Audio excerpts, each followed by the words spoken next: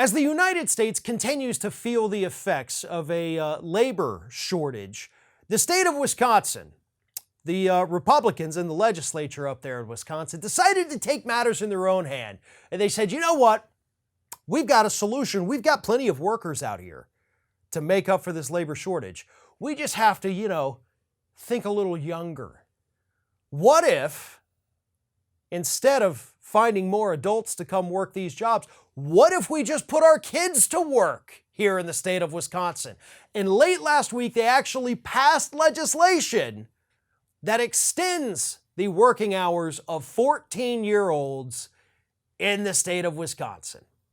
Now, this piece of legislation has not, by the way, been signed by Wisconsin's Democratic governor.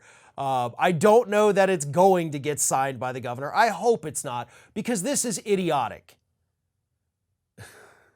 They still, by the way, would have to, even if they pass this law, adhere to the Fair Labor Standards Act, the federal laws regulating how much 14-year-olds are actually able to work, which limits how much they can work the day before a school day, on school days, days when there's not school.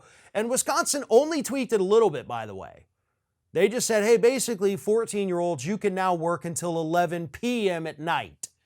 Whereas in the past, a lot of times, depending on what was coming up for the student the next day, they could only work till 7. Some nights, if they didn't have school the next day, they could work until 9. So you're going to solve a labor shortage by extending the workday of a 14-year-old by 2 hours? Like, that is somehow going to fix all of the labor shortages in the state of Wisconsin? Like, what if the very few 14-year-olds who are working at McDonald's or working as grocery baggers, what if they worked an extra 2 hours a couple days a week? That is all you need to solve your labor shortage, Wisconsin? Because if that's all you needed, then guess what? You don't actually have a labor shortage. And now, don't get me wrong, I'm glad you're not saying, hey, let's go put these 14-year-olds on a factory floor.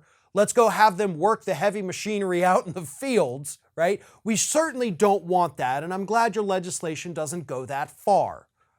But the jobs that a 14-year-old here in the United States are actually eligible to even do really have nothing to do with the supply chain here in the United States, and therefore they will have no impact at all on the labor shortage.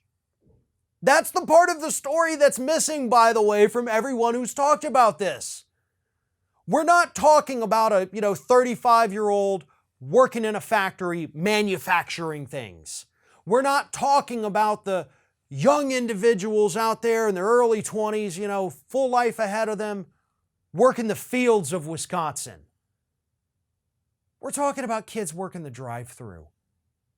We're talking about kids restocking grocery shelves or sweeping floors, okay?